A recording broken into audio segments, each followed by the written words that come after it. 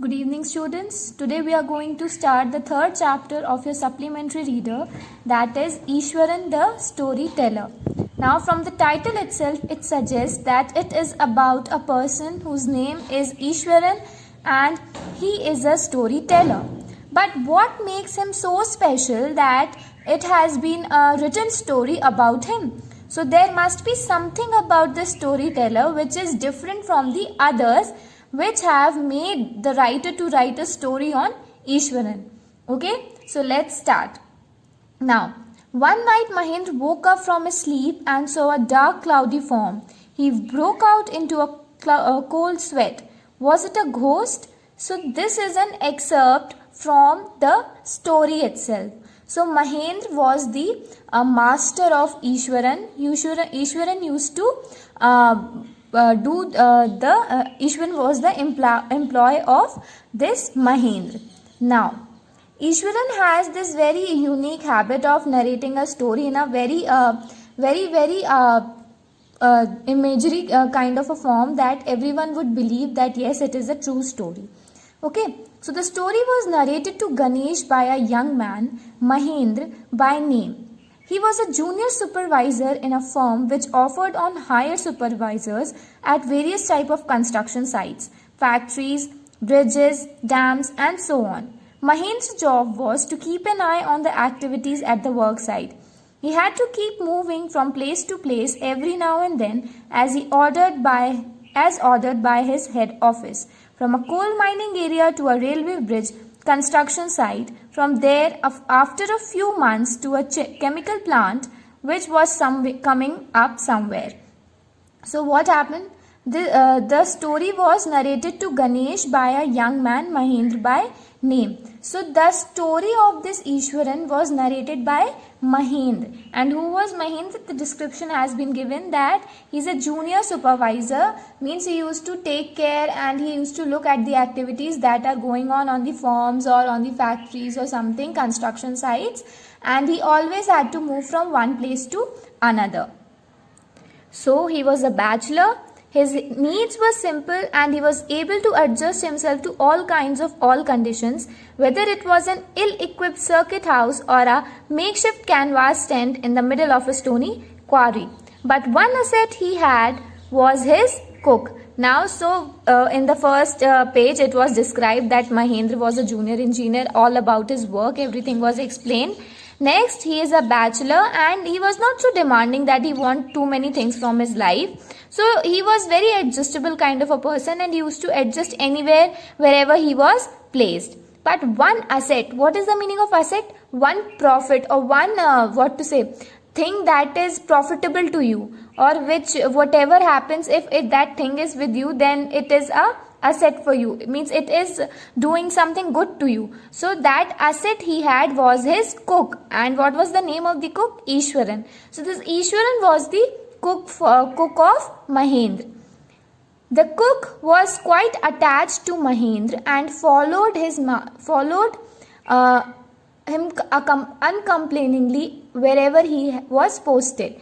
He cooked for Mahendra, washed his clothes and chatted away with his master at night. He could weave out endless stories and anecdotes on varied subjects. So, he was not only the cook, but he was a company to Mahendra. Wherever he was posted, he went along with him without any complaints. So, along with cooking, what does he used to do? He used to wash, he used to chat with Mahendra, and he would tell him lots of stories also. So in this way, this Ishwaran was asset to Mahendra.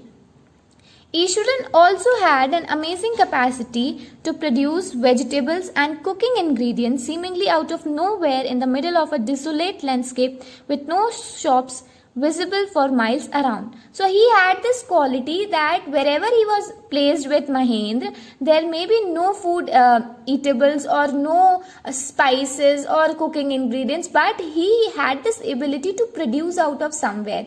Means he was very adjustable and he was an opportunist. Jahan bhi usko lagta tha ki okay, he can make it out the ingredients over here, he used to take advantage of that.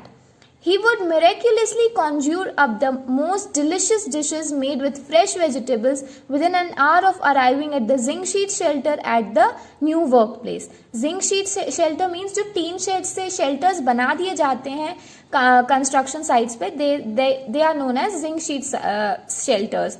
So what is this Mahendra saying?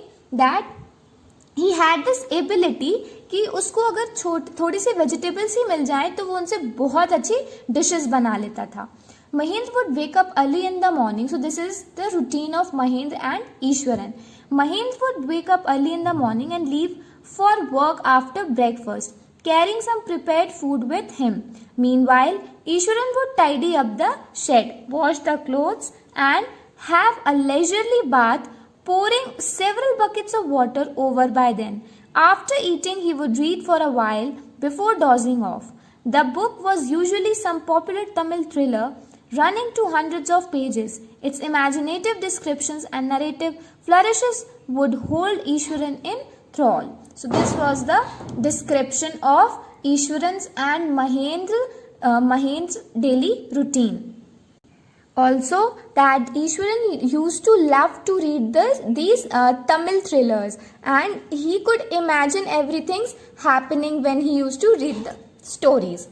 Next, his own descriptions were greatly influenced by the Tamil authors that he read. So whenever he used to narrate any story to Mahendra, so he was inspired and influenced by the Tamil readers or authors. When he was narrating even the smallest of incidents, he would try to work in suspense and surprise ending into the account. So he had this ability to cook stories in such a manifesting way that even he has to narrate a very small incidents. छोटी सी बात ही बतानी है. Then also he used to create so much of suspense and thriller and everything to it, so that he can make interesting stories, or he can develop interest of the listener towards whatever he is saying. So for example is given here. For example, instead of saying that he had come across an uprooted tree on the highway, he would say, so उसको अगर इतना बस बताना है कि जब वो highway cross कर रहा था तो उसे एक उखड़ा हुआ पेड़ मिला, uprooted.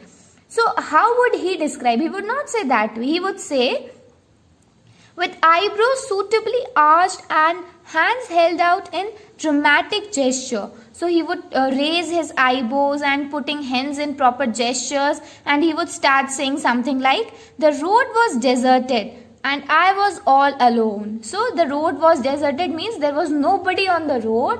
The road was all alone, and suddenly I spotted something that looked like an enormous bushy beast lying sprawled across the road. And he would say that from far I could see that a beast is there full of bushes and it is lying down on the road. Then I was half inclined to turn and go back. And then he would say that I was so terrified that I just saw it a little and I was turning back. But as I came closer, I saw that it was a fallen tree with its dry branches spread out. But as I gathered all my strength and came closer to that bushy thing, I saw that it was a tree that has been uprooted. So he used to make that aura of suspense and everything, that people would listen to him, that okay, something very important he is saying. And then what happened? Mahendra would stretch himself back in his canvas chair and listen to Ishwaran's tale uncritically. So this Mahendra was also very happy to listen the tales of Ishwaran, and he never used to judge or critically analyze, no, this was this was this. He used to listen very calmly and very interestingly. He used to listen whatever Ishwaran tells him the story. So in the series of stories, one day he started like this. The place I come from is famous for timber, Ishwaran would begin. There is a richly wooded forest all around. The logs are hauled on to the lorries by elephants. They are huge, well-fed beasts. So he is saying that the place which is my hometown, I come from the place which is famous for timber, and lorries means the trucks were full of the logs of wood, and elephants used to carry those logs of wood in the lorries. Huge, well-fed animals, and when they turn wild, even the most experienced Mahout is not able to control them. Mahout is a person who sits on elephant and controls. Okay, so After this prologue, Ishwaran would launch into an elaborate anecdote involving an elephant. और इतना बताने के बाद he used to narrate the incidents in a very dramatic way. One day, a tusker escaped. Tusker is somebody who steals the log of wood and sell it in a black money.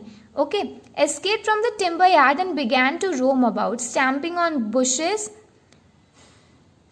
tearing up wild creepers, breaking branches at will. So tusker means this huge elephant, and who is not in a good mood, who is a mad elephant. Okay, so this elephant was moving in a very dramatic way, crushing all the branches of trees, bushes, everything. You know, sir, how an elephant behaves when it goes mad. So this tusker, this elephant who has gone mad, so he was behaving that way. Ishwaran would get so caught up in the excitement of his own story that he would get up from the floor and jump out, stamping his feet in evaluation of the mad elephant. So he himself gets so much involved in the story that he imagines that everything is happening and he is narrating and he is dramatizing it. So he would stand up on the chairs and he would show how that mad elephant would move. The elephant reached the outskirts of a town, breaking the fences down like matchsticks. He would continue.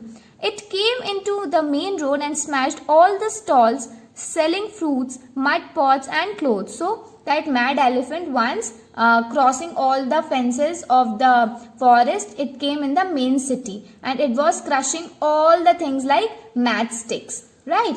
So people ran helter-skelter in panic, means here and there in panic the people were running. Then the elephant now entered a school ground where children were playing, breaking through the bricks wall. All the boys ran into the classrooms and shut the doors tight. The beast grunted and wandered about, pulling out the football goalpost, tearing up the volleyball net, kicking and flattering the drum cap for water and uprooting the shrubs. So this is the incident he is narrating, that elephant, after crossing the village and the market, it went to the school ground, and whenever the students saw him, that elephant, they all ran to the classes and that elephant was destructing the school property. Then what happened? Meanwhile, all the teachers had climbed up to the terrace of the school building. From there, they helplessly watched the depredation of the elephant. There was not a soul below on the ground. The streets were empty, as if the inhabitants of the entire town had suddenly disappeared. So see how he is narrating that all the teachers went up to the terrace. There was nobody seen, nobody seen on the street or on the ground, and the city was feeling like that no inhabitants used to reside there. I was studying in the junior class at the time. So now he is studying in a junior class. Okay, but he has so much of courage. You just see how he describes his courage.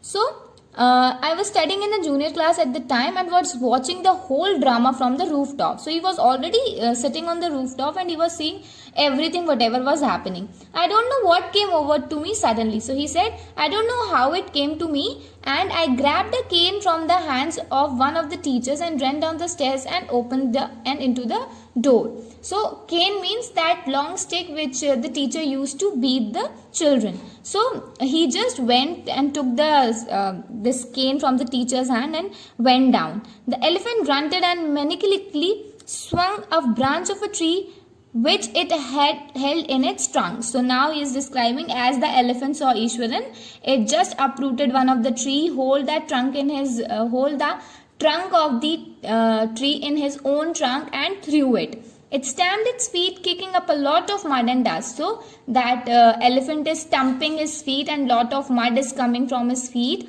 and it looked frightening. So all that scene was too frightening, but I moved slowly towards it. So this Ishwaran was so brave, okay, in his own story, that he is crossing all the barriers and everything. He was not afraid of this mad tusker, and he is going close towards him with the stick in his hand. People were watching the scene, hypnotized from nearby housetops. So people were so thrilled, so hypnotized that they couldn't move their eyes off that what brave man this is. See how he is narrating his own story. The elephant looked at me red-eyed, ready to rush towards me. So the elephant was also very angry. It lifted its trunk and trumpeted loudly. So lifting its trunk, elephant is making lots of noise. At that moment I moved forward, mustering all my force, wagged its third toenail on the quick. The beast looked stunned for a moment, Then it shivered from head to foot and collapsed. So what did he do? He just stamped the cane on the toenail of the animal and it just collapsed. So उसके पैर के नाखून पे उसने जोर से लकड़ी मारी और elephant was now done. The game over. At this point, Ishwaran would leave the story unfinished and get up mumbling, I will be back after lighting the gas and warming up the dinner. And so this was the way how he used to create these stories. And finally, when he is done with the part, then he would say, now I am going. So Mahendra would, who would be listening with a rapt attention, would be left hanging. So Mahendra was left in the critical point, okay, at the climax, and he would go for his work. And when he returned, Ishwaran would not pick up the thread of the story right away. So he would not say कि ठीक है इसके बाद ये हुआ. He would create another story. Mahendra would have to remind him the conclusion was pending, and he was not say that okay after this happened. Mahendra would have to say okay बताओ इसके बाद क्या हुआ. Well, a veterinary doctor was summoned to revive the animal. Ishwaran would shrug casually. 2 days later, it was led away by its mahout to the jungle. Okay, so now what happened? Okay, so he said after that nothing happened. Doctor came and he was treated, and the mahout came and take him back. So well, how did you manage to do it, Ishwaran? How did you bring down the beast? So now this Mahendra would ask that, oh my God, how did you do that? That beast was so huge. So well, how did you manage? It has something to do with the Japanese art, I think, sir. Karate or Jitsu, it is called. I had read about it somewhere. It temporarily paralyzes the nervous system, you see. So now he has cooked up his own story and everything he has told, and now he is saying that it is something about the Japanese art. So you have seen how Ishwaran was a so dramatic storyteller that everybody could imagine whatever he is saying. So we'll continue the story in the next class. I hope you have understood it. Kindly read the chapter.